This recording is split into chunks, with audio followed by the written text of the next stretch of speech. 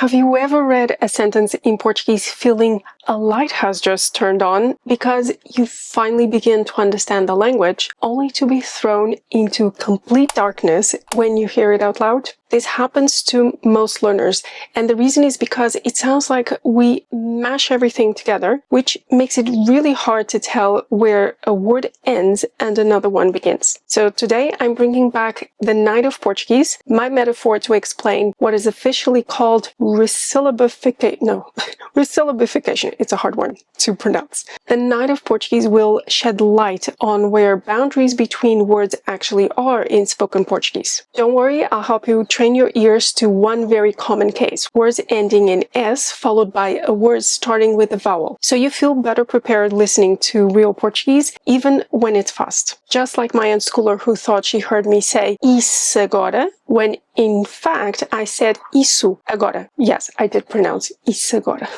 So, listen out, or should I say listen out.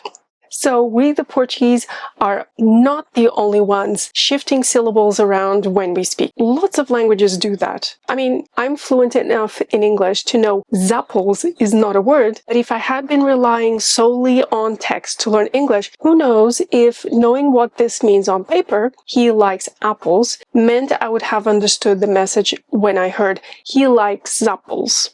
And understanding and conveying messages is what languages are all about, right? Pois é. But why do we even have to worry about word boundaries? There is space between each word on paper. Well, now there is.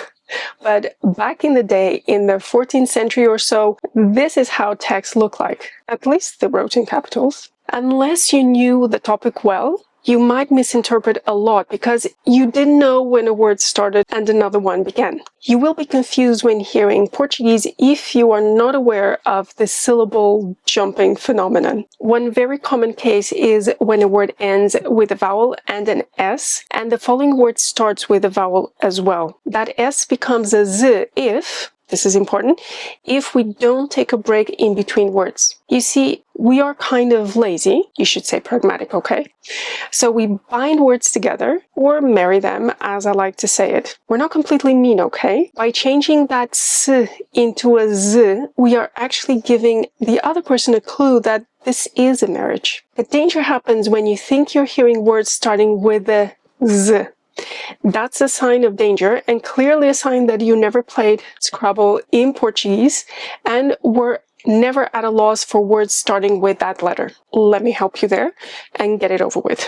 There's zebra, and there's zonzo, dizzy, and zumbido, the annoying sound flies make. I can say pois é and make your life much easier.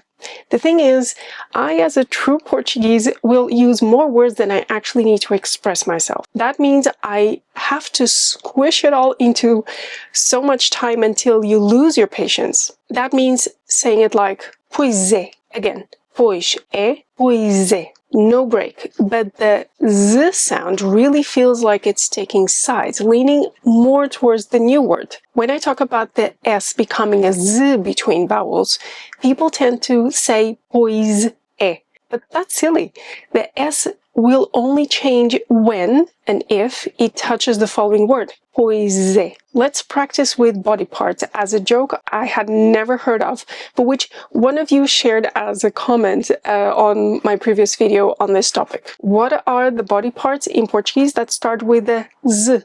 Os olhos, as unhas, as orelhas, as orelhas, os ouvidos, os ossos, os umbigos, os umbigos, as ancas, os ombros, os úteros, os ovários, os intestinos, os intestinos.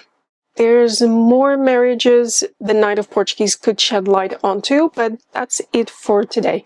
Check out this video in which I speak fully in Portuguese to see if you can hear more z's than you would expect.